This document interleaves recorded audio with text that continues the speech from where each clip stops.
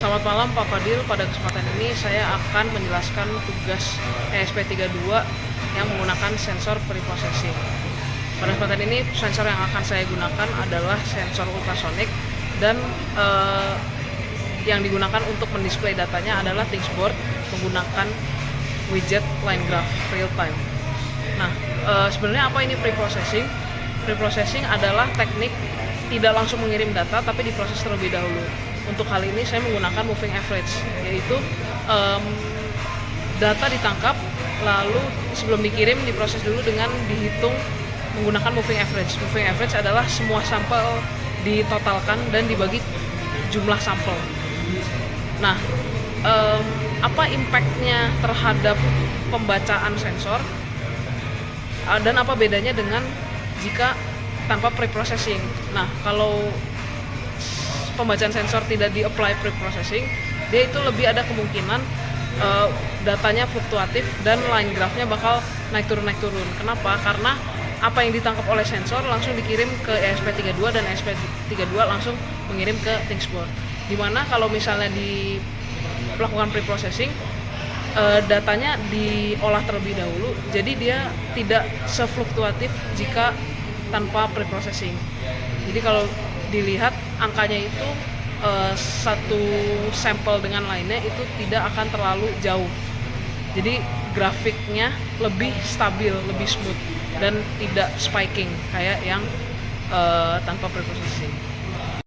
Pada kesempatan ini saya menggunakan beberapa komponen. Yang pertama ESP32, lalu sensornya sensor ultrasonik dengan VCC disambungkan ke V5, ground disambungkan ke ground, dan triggernya disambungkan ke pin 33, echo-nya disambungkan ke pin 32. Akan mengirimkan dua tipe data.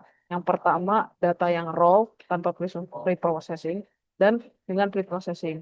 Mereka akan dikirim ke ThingsBoard di dua widget yang berbeda. Dua-duanya line graph, tapi yang satu khusus untuk yang raw data, yang satu khusus untuk yang preprocess data.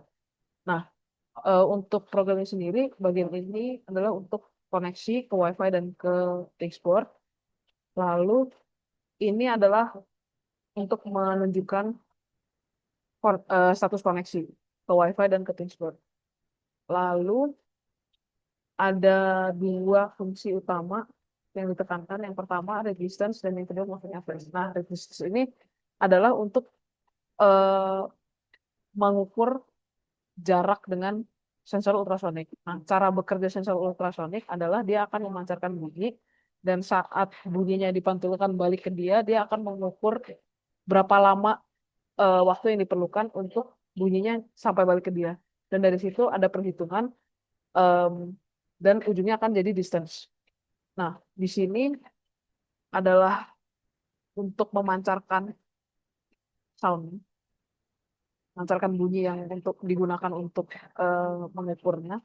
Lalu duration ini adalah dia itu berapa lama sampai soundnya itu balik ke dia.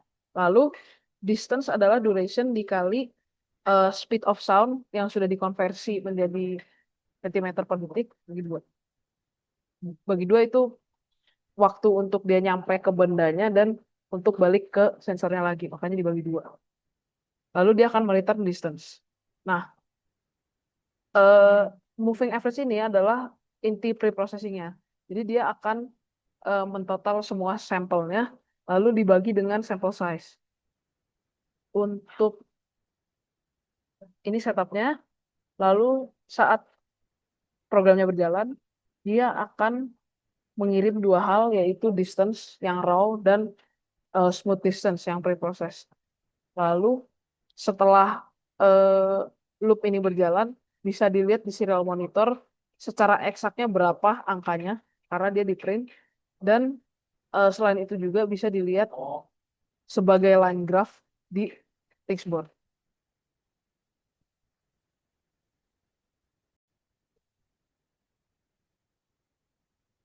Ini adalah data hasil pengukuran dari untuk beberapa saat dari si sensor. Ada dua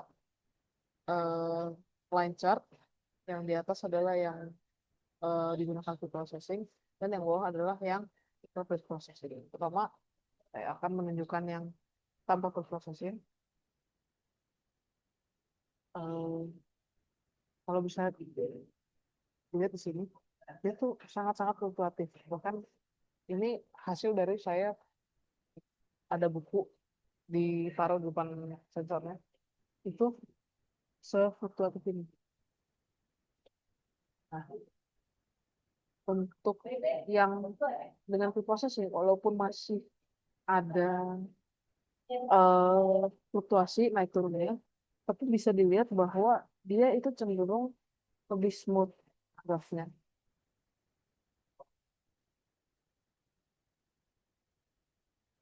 Nah, walaupun masih naik turun, dia itu ada beberapa titik di mana dia bahkan peaknya itu kayak nggak langsung naik ke atas.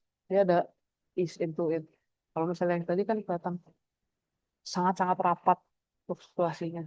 Nah, di sini itu udah agak ke cegah.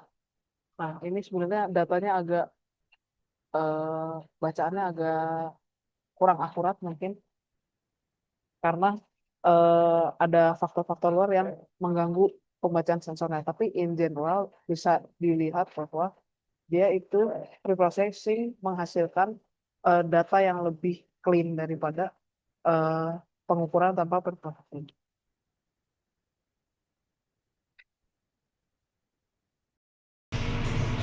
Demikian video penjelasan dari saya. Mohon maaf apabila ada kata-kata saya yang kurang berkenan di hati Pak Fadil. Sekian dan terima kasih.